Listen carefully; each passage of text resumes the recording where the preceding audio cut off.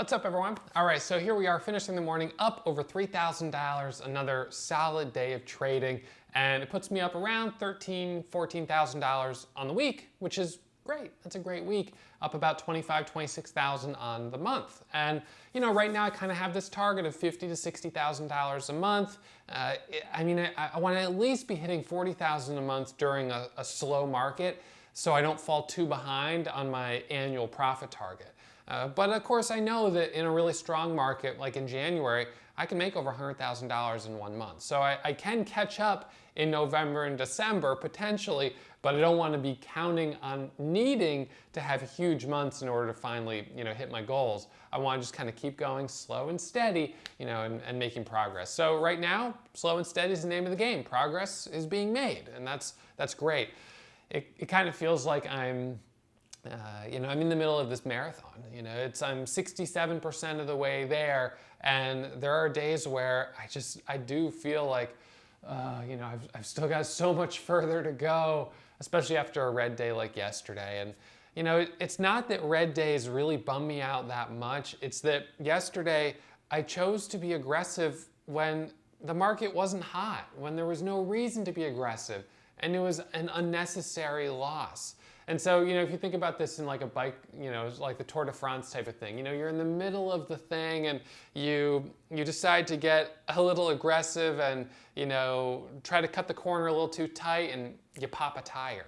And it's like, dang it, I can't afford to have this happen right now. And now you got to deal with that and it sets you back. And then you're going to spend the next, leg trying to get back to where you were before you did that. And that can, if you do that enough times, you can start to feel defeated and you can start to just feel like it's not even worth trying. And so those are the emotional struggles of being in the middle of a marathon, where you have those days where you feel great and you're doing a great job, and then those days where it's like, my only job today is try to recover from yesterday's mistake, and that's kind of what today was. But hey, I recovered. I'm up $3,000. That's a good day. Finishing the week, feeling pretty good, and I'm gonna relax this weekend and then be back at it first thing Monday morning. So any of you guys watching that have questions, you've got comments, leave them below. Give us a thumbs up if you enjoyed the video. I'll be going through this weekend and answering all the comments. So enjoy, and I'll see you guys first thing Monday morning.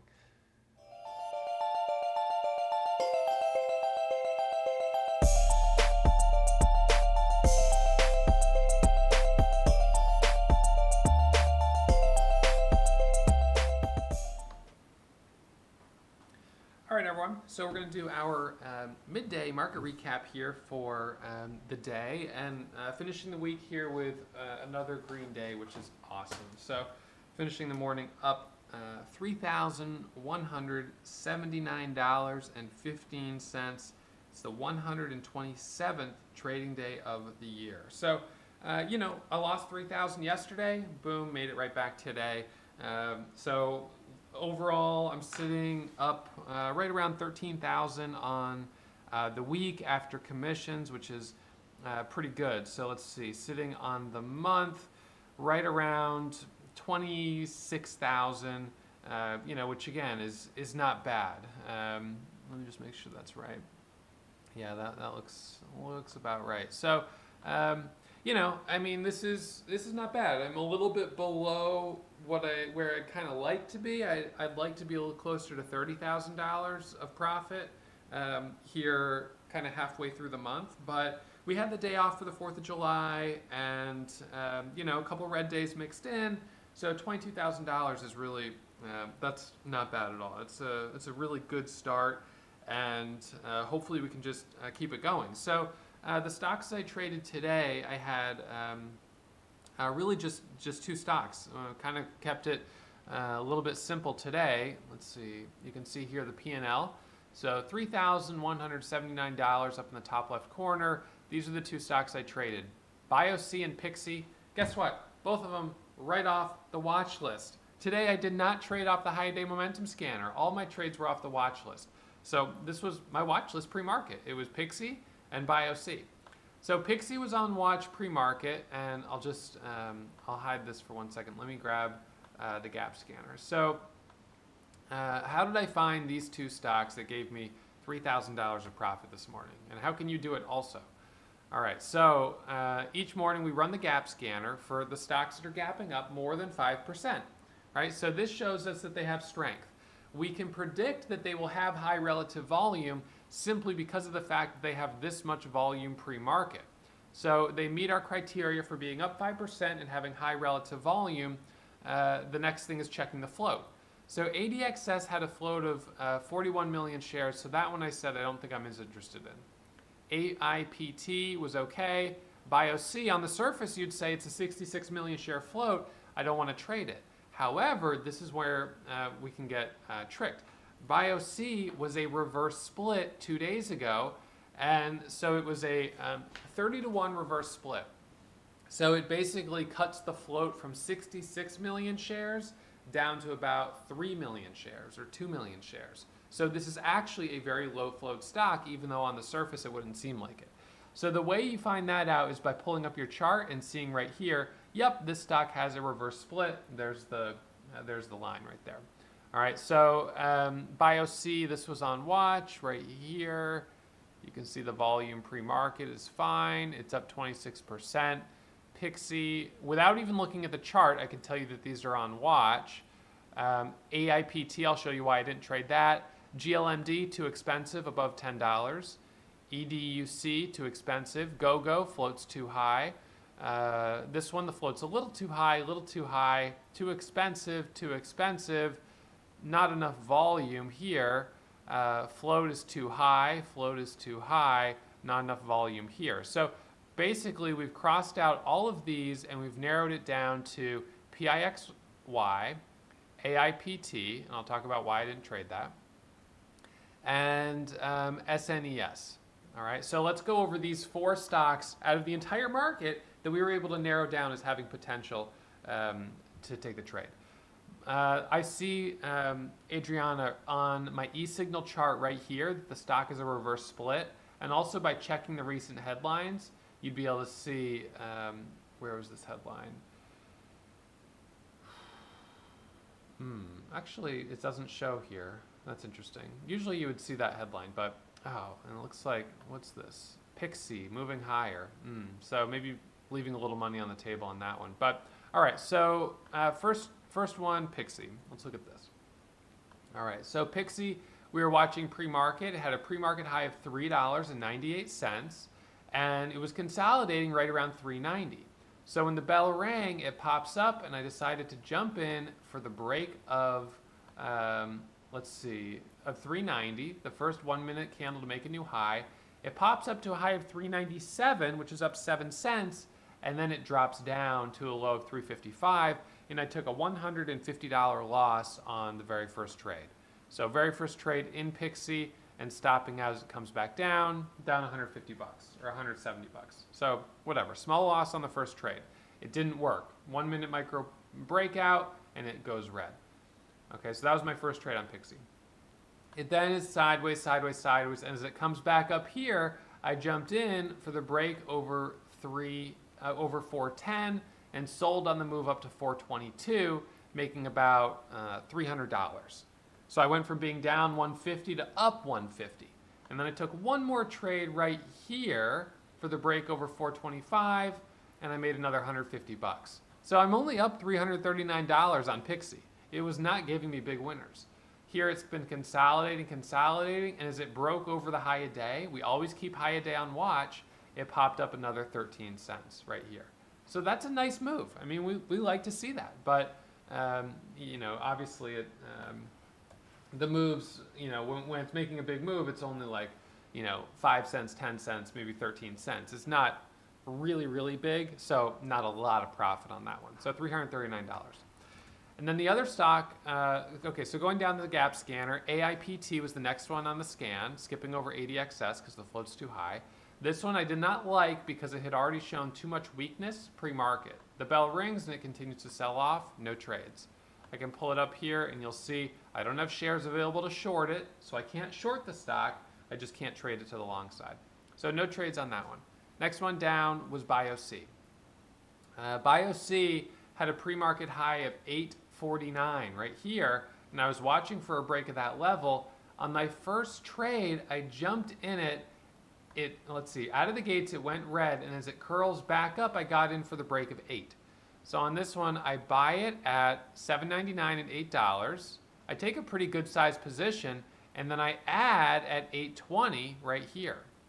Adding at 8.20 was a mistake because the next thing you know, this thing drops all the way down to a low right here. And actually, I even added more at 8.24. And then the thing drops all the way to a low of 7.40. So it flushed down, and I ended up stopping out as it popped back up right here. So on that first trade, I lost, on the very first trade from $8 to $8.20, I made $1,000. So I made $1,000 on that trade. And then when I added right up here at 820 and stopped out down here, I lost $1,800. So I ended up being down $800 on the stock. And I was kind of like, dang it, this thing is not easy to trade. It then, as you can see, pops back up right here, and I end up adding right here over 825 for the break over high a day, and it pops up to a high of 878, and I sell it at 850. So I end up selling it at 850, but on that trade, I made $1,800. So I went from I basically made right back what I lost. I went from being down 800 on it to now being up, close to $1,000 again. It comes out of the halt. It's halted for 5 minutes on a circuit breaker halt. It comes out of the halt, and I'm adding up here, and now I'm just scalping this. I'm buying at 930 for the break at 950. It pops up to a high of 989. It sells off. I get back in as it curls back up over high a day, breaks 989. I'm selling on this move through 1045. It dips down. It comes back up. I get back in right here at 1060. It does this little micro pullback, and then boom, pops up to a high of 1117. And so on those, each one of those little pullbacks, I'm buying and selling, buying and selling, buying and selling, and that gave me another $1,800 of profit. So I'm up $2,839 on this stock across a number of trades. I mean, I have 60 trades total on that stock. So that means 60 times that I either press the buy button or the sell button. So typically when I buy with usually 2 to 3 buy buttons because I take 2,500 share positions. So I buy 2,500 shares, and then if it looks good, I'll add another 2,500 shares. If it still looks good, I'll add another 2,500 till I'm up to 7,500. And then I sell half. So I'm selling 3,700 shares. And then I sell another half. I'm selling like 1,500 shares. And then I sell the rest. So typically for each individual trade, I have 6 orders. Now you might think, geez, Russ, 6 orders times $10 a trade, that's $60 for every trade in commissions. That would be true. Unless you're trading with Lightspeed, my commissions are only $2.50 per trade. So the commissions really don't make a big difference for me. I mean, they're there, but they're not so much that it causes me to change my strategy. So this basically 60 total individual executions would be about 10 individual trades. So, about 10 trades, 82 total executions today. And I've got on my Excel doc, 1, 2, 3, 4, 5, 6, 7, 8, 9, 10, 11, 12. I have 12 total trades today. All right, so that's about where I'm sitting, and I have 9 winners and 3 losers. Total profit, $3,179. So life is good, right? This is a great way to finish the week. I'm going to go into the weekend feeling good, happy that I redeemed myself from yesterday's losses. Not entirely, but a good portion of it, and it's just a nice way to finish the week. So I'll be back at it first thing tomorrow morning or Monday morning, and hopefully we see a continued momentum. Today is kind of interesting. You've got Pixie continuing, a little resistance around the $0.50. The volume on BioC is 6.2 million shares. Volume on Pixie is 12 million shares. Both of these stocks are up 50%. So for those of you that were in our workshop yesterday, remember, we were talking about the fact that every single day there's a stock that moves 20 to 30%. And here you have BioC and Pixie. They're both up more than 50%. So these stocks present opportunities. And the question really is, are you capitalizing on these opportunities? Now, I know that not everyone likes to trade small caps. Some people like to trade the higher priced stocks. And what the higher priced stocks have going for them is not that they're moving 20 to 30% necessarily in one day. Let's see, WFC is down only 2% on the day.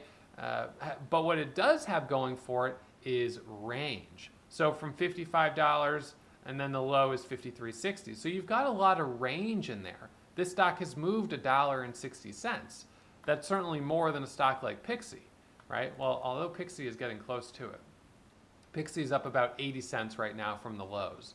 So the range is bigger on those higher priced stocks, which means if you have the account size, well, you can actually make some really good money because with 5,000 shares, these stocks are moving at least $1 every single day. So if you can get into the right spot and capture $1 of profit, you can do pretty well. So as part of the Warrior Pro Masterclass suite, we've got classes on trading large caps, small caps, options, swing trading. We have something for everyone because it's true. We don't all fit into the same risk tolerance in terms of strategy.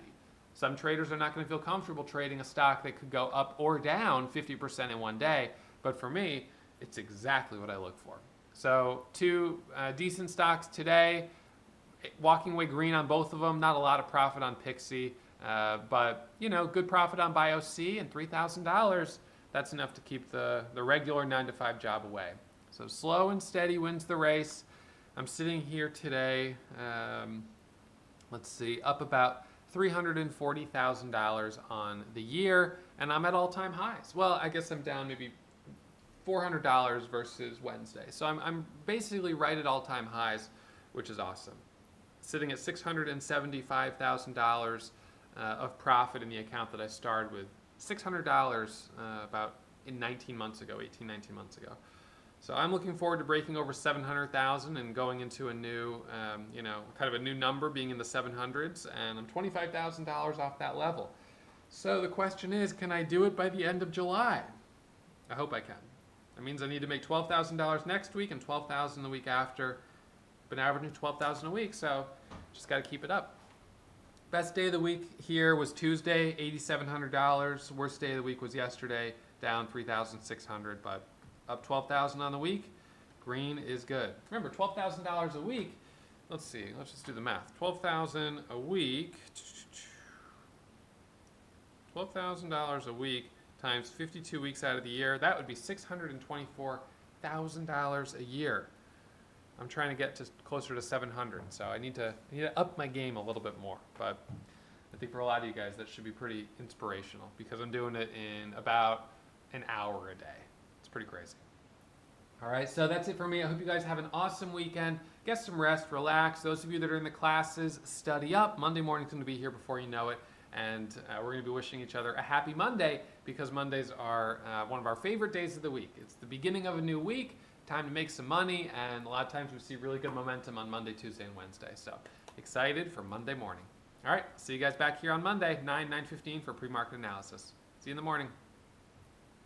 If you're still watching, you must have really enjoyed that video. So why not subscribe and get email alerts anytime I upload new content? Remember, when you subscribe, you become a member of the Warrior Trading family.